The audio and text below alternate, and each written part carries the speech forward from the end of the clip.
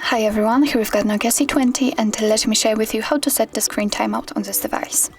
So firstly, let's enter the settings and here we have to tap on the display. And now let's tap on advanced and right under the wallpaper we've got screen timeout, so let's tap on it. And here we've got some options from which we can choose. We can set either 15 or 30 seconds or 1, 2, 5, 10 or 30 minutes. Right now we've got 30 seconds applied, and in order to change it, all you have to do is simply tap on the option you'd like to use. So I will pick, for example, 10 minutes, and as you can see, it is notified right here that from now on, after 10 minutes of inactivity, this device will black out. So actually this is it. This is how to change the screen timeout in your NOKIA C20.